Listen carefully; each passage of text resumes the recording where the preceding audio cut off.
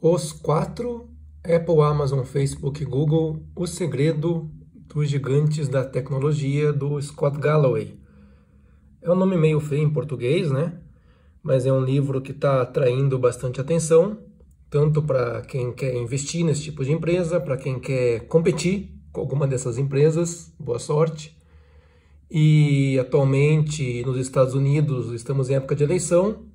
Está tendo muito papo aí da desigualdade, do poder dessas empresas de sugar a energia dos mercados, de monopolizar o mercado, como essas empresas acabam pagando muito bem para alguns funcionários e custam empregos em outros setores da economia. É uma crítica que o pessoal tem feito por aí. E o Scott Galloway tem aparecido muito com esse livro, tá certo? Então eu resolvi começar por ele, que é um livro importante, caso você queira investir ou só entender aí o mercado. Apesar, de ser um livro um pouco repetitivo, de vez em quando você lê um livro e fala assim, putz, isso aqui poderia ser um blog post, mas blog post não dá para o cara vender a 50 um livro, né?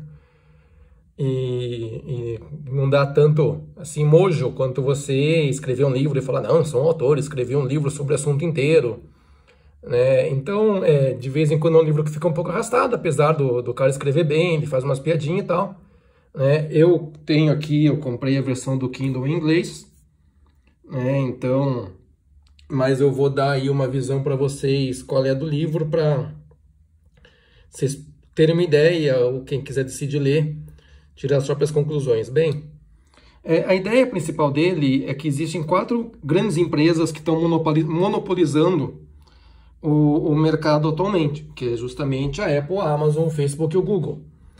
Essas empresas ficaram tão grandes que a hora que elas miram em algum competidor ou em algum mercado, boa sorte para quem fica para trás. Então ele dá exemplos assim, a Apple no mercado de música de streaming, a Amazon no varejo, o Facebook em mídia, não só em mídia social, o Facebook e Google.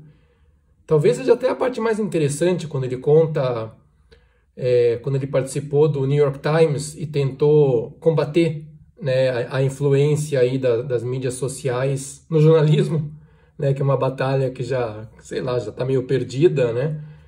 Mas e a capacidade dessas empresas de causar assim no mercado onde elas andam e fazer os competidores antigos ficarem para trás.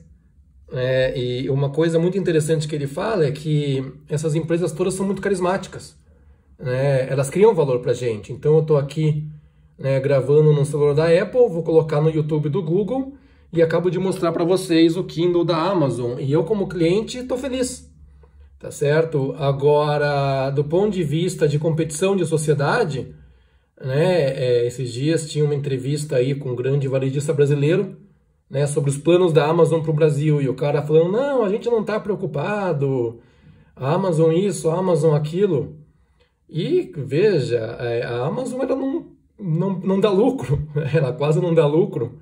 Os acionistas da Amazon, os stakeholders em geral, estão acostumados à empresa investir quanto dinheiro for preciso para conquistar o mercado antes sequer de pensar em dar dinheiro. Então, boa sorte, a hora que a Amazon resolve entrar no teu mercado, qualquer uma dessas. A gente pode olhar e falar, eu não gosto dos canais abertos, eu não gosto da mídia brasileira, não gosto do canal X e Y, tudo bem. Mas, olha, a hora que entra lá Facebook, Google e de repente eles são os maiores players aí do mercado de publicidade do mundo, roubaram essa fonte de renda da mídia tradicional, e até o Netflix, que é a atenção, o conteúdo, ele fala um pouco dessas outras empresas de tecnologia no livro, você começa a pensar, putz, mas realmente essas empresas estão virando grandes monopólios. Então é meio assim um livro que ele pegou esses 4 exemplos para dizer de como a tecnologia está criando esses grandes monopólios, e o perigo, e até tenta falar de oportunidades no assunto. Então ele fala da Amazon, Apple, Facebook e Google. Tá? Qual que é a ideia? A Amazon ele fala basicamente que a empresa ela te entrega o que você quer quando você quer por um preço mais barato, né? E ele critica muito essa ideia da Amazon que ela não dá lucro, ou até hoje em dia, se você olhar o balanço da Amazon, você vai ver que o AWS, né, que é a parte de cloud, de serviços de informática, digamos assim, da Amazon, ela é a parte lucrativa, né? Então basicamente a parte de cloud subsidia todo o resto, né? O resto não precisa dar lucro. Então é um pouco injusto quando você fala de mercados locais, supermercado mesmo, shoppings e assim por diante. A Apple, ela conseguiu convencer as pessoas que ela não é tecnologia, ela é luxo, né? Então ele fala que a hora que a Apple se posicionou com o mercado de luxo, basicamente, ela consegue vender por quanto ela quer. E isso dá, né, uma margem altíssima para ela, é muito difícil para as pessoas competirem, outras empresas. E também isso influencia, né, no comportamento dela, por exemplo, de cobrar taxa em todo mundo que tem que vender pela App Store, né, iTunes e assim por diante. O Facebook, provavelmente, assim, é a empresa que ele mais odeia, né? Ele fala sobre várias vezes que ele não odeia as empresas, que ele investe nessas empresas, mas que é uma realidade, né? E o Facebook, lendo assim, você pega a ideia que ele realmente tem um problema com o Facebook, principalmente a questão como eles usam, né, a tecnologia para, quer dizer, os próprios usuários geram conteúdo, geram informação sobre eles mesmos e o Facebook usa isso para monetizar, né, e vender publicidade para pessoas. E o Google, que ele até meio exagera, ele chama o Deus moderno, que é até uma metáfora interessante, ele é muito bom de metáforas, é um livro meio divertido, pelo menos nesses primeiros capítulos, que ele fala que antigamente as pessoas olhavam para o céu e faziam perguntas, por que chove?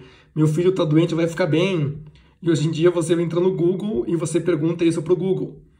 Então, o Google, ele é basicamente o Deus moderno, né? Ele que tem as respostas que antes a gente olhava para os céus, para a religião e assim por diante. Enfim, essas 4 empresas todas, o que acontece? Quanto maiores elas ficam, e mais difícil fica competir com elas. Não existe um segundo Facebook, né? É muito difícil. E, inclusive, se você quiser competir com o Facebook, ele vai te estrangular. Um exemplo aí novo, né, que ainda está acontecendo é o Snapchat. Começou a crescer. O Facebook foi lá e copiou, né? O Facebook criou os stories no Instagram e pronto, né? Dificulta. E o Spotify com a Apple versus o Apple Music e assim por diante, né? O Google é praticamente não existe. Quem que vai procurar o segundo motor de busca, né? Quanto maior ele fica, mais útil ele fica, mais ele aprende e ele fica melhor para o usuário.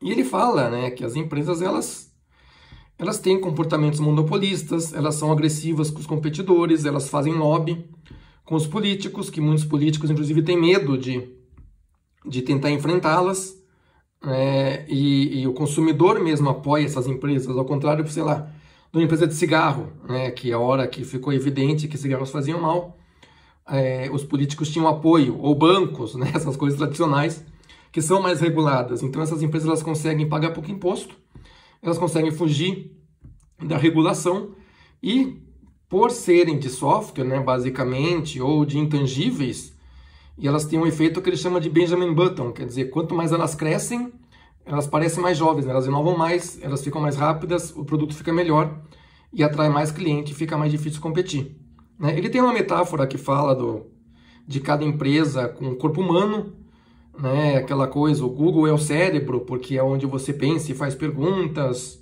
a Apple é o coração não, os genitais, né, que é um livro meio, né, sensacionalista, né, então que você usa o produto da Apple para ser sexy, o Facebook é o coração, desculpa, né, que você quer se sentir querido pelos amigos, então você está no Facebook.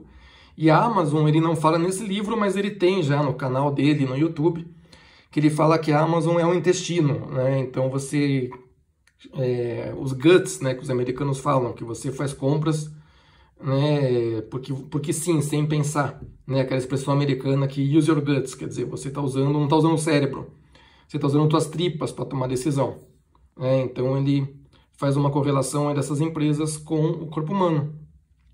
Aí, esse final do livro é o mais fraco, tá? O que ele chama do algoritmo, ele tenta definir o que faz uma empresa chegar a $1 trilhão em valor de mercado. Ele dá uns chutes e fala de algumas outras empresas que seriam o quinto cavaleiro do Apocalipse.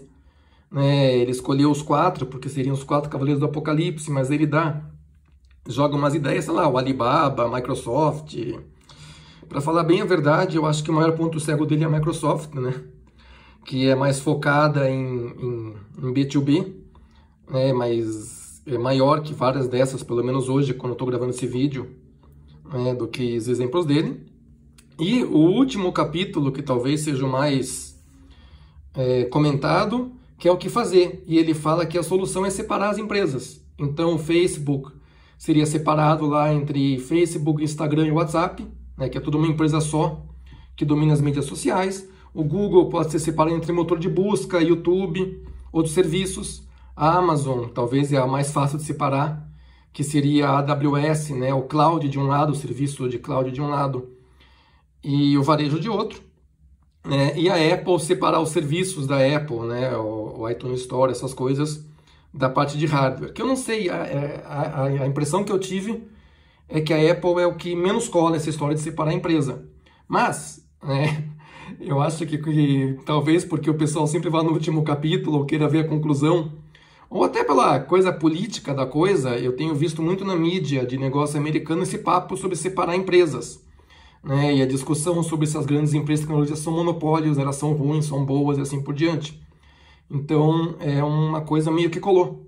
É um tema meio que colou essa ideia dele de que essas empresas são muito grandes, são predatórias, elas podem fazer um bem no curto prazo, mas a longo prazo elas acabam com a inovação do mercado, elas causam muitas demissões dos concorrentes e elas deveriam ser fatiadas, como outras na história já foram, Então, deveria haver aí uma política mais firme em cima delas. Uma coisa que ele me fez pensar como brasileiro é que essa discussão toda é nos Estados Unidos. E a hora que ele fala, olha, a Amazon acabou com empregos no varejo americano. O Google e o Facebook, eles modificaram e acabaram com muitas empresas na área de publicidade, na área de mídia. E a hora que você lê isso, você fala, bem, boa sorte pra gente aqui no terceiro mundo, no emergente. Porque o que a gente faz? E eu até dei uma busca na internet, aí a gente vê canais de TV tradicionais mandando gente embora, renegociando o contrato aqui no Brasil. Os jornais no Brasil, já são muito mais fracos do que já foram. O próprio varejo, agora com essa questão de e-commerce, vamos ver o que vai dar. Eu, como consumidor, já achei produto que eu consumo frequentemente aí R$10 mais baixo do que na farmácia perto da minha casa. Então, é claro que a hora que eu vou na Amazon e compro é bom para mim, porque é R$10 mais barato, mas a farmácia aqui do lado para de ganhar dinheiro, que são empregos que ficam no Brasil. É um dinheiro que fica mais no Brasil, os investidores estão aqui. Por mais que você fale, não, mas as empresas estrangeiras também geram empregos aqui. Geram muito menos, os programadores, os engenheiros, a base, os milhares de pessoas com altíssimos salários estão lá. Inclusive, esse é o argumento dele para a Europa, Ele fala que a Europa não está tão errada assim em querer taxar essas empresas, porque como essas empresas elas reinvestem muito capital, e elas têm uma gestão financeira muito boa, elas pagam muito pouco imposto. E eu hoje concordo com ele, eu acho que um país como o nosso deveria sim taxar a receita dessas empresas estrangeiras. Não se surpreendam, não queiram me bater. E, sei lá, faça um fundo soberano para as gerações futuras decidirem o que fazer com essa grana, porque a gente pode aplaudir quando o streaming de vídeo chega no Brasil e tem um serviço melhor, e quebra aí a mídia tradicional, que muita gente não gosta do poder que eles tinham. Mas também, veja, um canal de TV, uma Globo, um SBT, não é só uma coisa, tem pessoas lá que trabalham, jornalistas, o cara do vídeo, o cara do som, o cara da propaganda. E a gente tem que pensar no impacto que isso tem na sociedade. infelizmente, as discussões que a gente vê acontecer é aquele besterol de conteúdo nacional, vamos limitar. É sempre assim uma coisa estranha, mal feita, né? E devia ser, existem situações mais elegantes, ele dá exemplos na Europa, e antigamente olhava para a Europa e falava, bem, a Europa está multando porque são os bobos, né? São os babaca. Mas hoje eu concordo, então essas empresas, todas elas são americanas no livro, né? Claro, o autor é americano, mas elas chegam nos países e, enfim, chacoalham o mercado, né? E deixam o resto de destruição. Por mais que os varejistas locais sobrevivam à Amazon, você está brigando com um cara que é maluco, né, que não se importa em vender barato pra cacete e tomar prejuízo por um tempão. Isso causa problemas, né? Enquanto isso, a maioria dos empregos mais bem remunerados ficam na sede, não vem para cá. Eu acho que nós ainda vamos ver muita discussão sobre isso pela frente. Então, por isso que é um livro interessante. Para falar bem a verdade, esse final aqui, ele podia passar 100. Esse capítulo 10 que eu nem falei, olha, ele dá dica de carreira num mundo que é tomado por essas grandes empresas. Eu achei bem besteirento, sei lá, meio fora do contexto do livro, né?